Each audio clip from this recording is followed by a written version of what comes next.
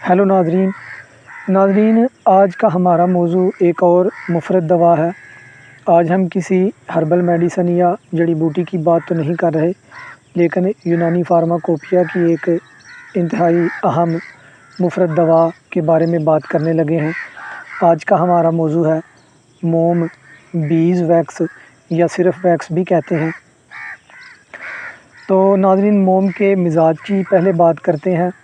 موم کا مزاج چاروں کیفیات کے اعتبار سے معتدل ہے، یعنی گرمی، سردی، خشکی اور تری چاروں کیفیات کے اعتبار سے موم کا مزاج معتدل ہے، اور موم کی جو مقدار خوراک ہے وہ نصف گرام سے 1 گرام تک ہوتی ہے۔ موم بازار سے پنساریوں کے ہاتھ سے عام طور پر جو ملتا ہے وہ دوا میں استعمال کرنے کے قابل نہیں ہوتا، اس میں بہت سی امپیورٹیز اور کثافتیں ہوتی ہیں۔ تو دوا میں استعمال کرنے کے لیے پہلے اس موم کو صاف کرنا ضروری ہوتا ہے۔ تو آئیں پہلے موم کو صاف کرنے کا طریقہ سیکھتے ہیں، اور پھر بعد میں ہم موم کے تفصیلی فوائد اور افعال و خاص کی بات کریں گے۔ ناظرین، مشاہدہ کریں موم کا۔ ہمارے ہاں پنساریوں سے یہ اس طرح کی فارم میں ملتا ہے۔ اس میں امپیورٹیز اور کثافتیں جیسے کنکر، مٹی، گرد، تنکے وغیرہ شامل ہوتے ہیں۔ تو اس فارم میں اس کو دوا میں یوز نہیں کیا جا سکتا، اسے پہلے صاف کرنا ہوتا ہے۔ اسے صاف کرنے کے لیے ہم اس کو ایک کپڑے کی پوٹلی میں باندھ دیں گے۔ یہ کیسے باندھنا ہے وہ بھی آپ کو دکھایا جا رہا ہے۔ اس طرح ایک کپڑے میں ڈال کے تو اسے ہم ایک پوٹلی میں باندھ دیں گے۔ کپڑا ایسا لیں جس کا رنگ پانی میں حل نہ ہو اور بہت زیادہ باریک کپڑا نہ ہو۔ اس طرح سے ہم اس کو پوٹلی میں باندھیں گے۔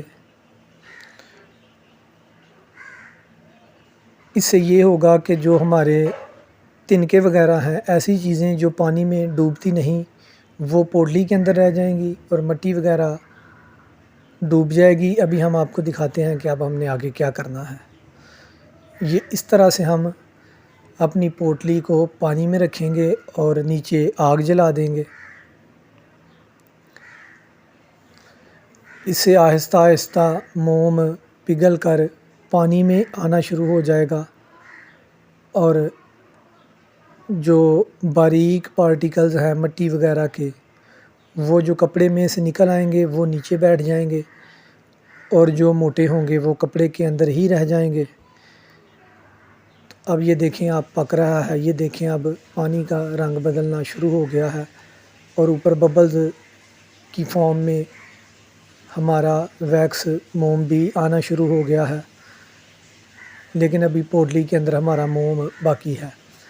اب یہ دیکھیں جی، پانی بوائل ہو رہا ہے، پوٹلی اب تھوڑی خالی خالی لگنا شروع ہو گئی ہے، اور اس کا کلر دیکھیں، یہ ڈارک کلر اس میں موجود امپیورٹیز کی نشاندہی کر رہا ہے۔ اب تقریباً سارا موم ہمارا پانی میں آ گیا ہے۔ یہ اب آپ دیکھیں جی، پانی کو ٹھنڈا کر لیا گیا ہے۔ پانی ٹھنڈا ہونے کے بعد ہمارا صاف موم پانی کے اوپر تیر رہا ہے۔ یہ دیکھیں جی، یہ ہمارا موم ہے۔ اس طریقے کو 2-3 بار بھی دہرایا جا سکتا ہے اگر موم زیادہ گندا ہو، لیکن یہ جو تھا یہ اتنا گندا نہیں تھا، تو یہ ایک دفعہ میں ہی استعمال کے قابل ہو گیا ہے۔ اور پانی کا کلر دیکھیں آپ، مٹی وغیرہ اس میں حل ہوئی ہوئی ہے، اور یہ جو پوٹلی تھی اس میں یہ سب امپیورٹیز کثافتیں آئی ہیں۔ یہ جو اس میں گندگی تھی، کثافتیں تھیں، وہ یہ ہیں۔ تو اس طرح سے ناظرین موم کو صاف کیا جاتا ہے دوا کے لیے۔ تو ناظرین، یہ تھا موم کو صاف کرنے کا طریقہ جس کو بھی آپ نے ملاحظہ کیا۔ اگر موم کے افعال کی بات کی جائے تو موم منبت لحم ہے، گوشت کو اگاتا ہے۔ مندمل روح ظاہری و باطنی ہے، ظاہری اور باطنی زخموں کو اور السرز کو ٹھیک کرتا ہے، ان میں آرام دیتا ہے۔ یہ دافع بواسیر ہے، بواسیر کو دور کرتا ہے۔ مسکن اوجاع ہے، دردوں میں تسکین دیتا ہے۔ یہ محلل اورام ہے۔ اس کے علاوہ ملین اورام بھی ہے، سخت ورموں کو جن میں صلابت ہو ان کو نرم کرتا ہے، ان کو تحلیل کرتا ہے۔ اس کے علاوہ یہ محلل ریاح بھی ہے، ریاح کو بھی تحلیل کرتا ہے۔ موم جو ہے وہ مقوی باہ بھی ہے، مردانہ قوت کو بھی بڑھاتا ہے۔ موم مرہم کی ادویہ کا مصلح اور محافظ ہے، اس کو مرہموں میں شامل کیا جاتا ہے۔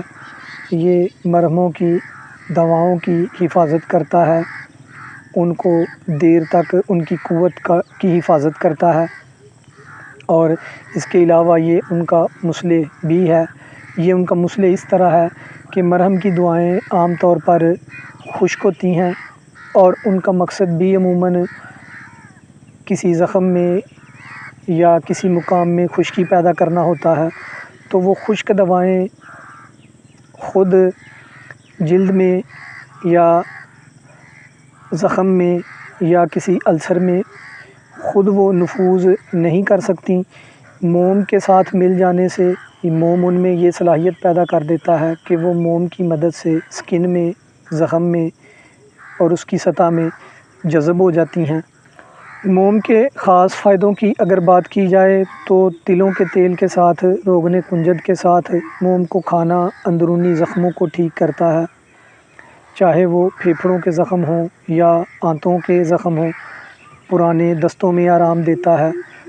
روغن کنجد کے ساتھ موم کو کھانا خشک کھانسی میں بھی آرام دیتا ہے، ورم حلق کو بھی ٹھیک کرتا ہے، آواز کو صاف کرتا ہے۔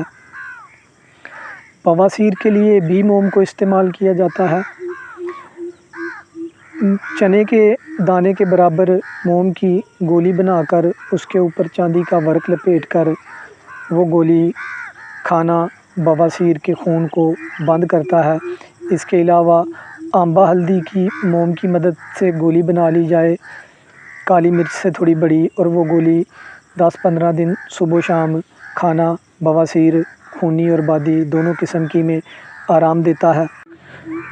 موم ایک بہت اچھا مقوی باہ ہے، مردانہ قوت میں اضافہ کرتا ہے۔ چنے کے برابر موم کی گولی بنا کر متواتر کھاتے رہنا شہوت جماع کو بڑھاتا ہے۔ اس کے علاوہ دست اور کراکر کے لیے موم کا ایک نسخہ سماعت کر لیں، یاد رکھ لیں۔ کراکر پیٹ سے آوازیں آنے کو کہتے ہیں، عام طور پر کہتے ہیں کہ پیٹ میں گڑ گڑ کی آوازیں آتی ہیں، تو ان آوازوں کے لیے یعنی کراکر کے لیے اور پرانے دستوں کے لیے موم کا ایک نسخہ سماعت کر لیں۔ 2 گرام کشتۂ صدف 20 گرام موم میں حل کر کے چنے کے برابر گولیاں بنا لیں۔ وہ گولیاں صبح و شام چند دن کھانا دست یعنی پرانے دست اور کراکر پیٹ سے آوازیں آنے کو بند کرتا ہے، ان میں آرام دیتا ہے۔ تو ناظرین، یہ تھا موم، اس کو صاف کرنے کا طریقہ اور اس کے کچھ فوائد۔ آئندہ پھر کسی نئی ویڈیو کے ساتھ حاضر ہوں گے۔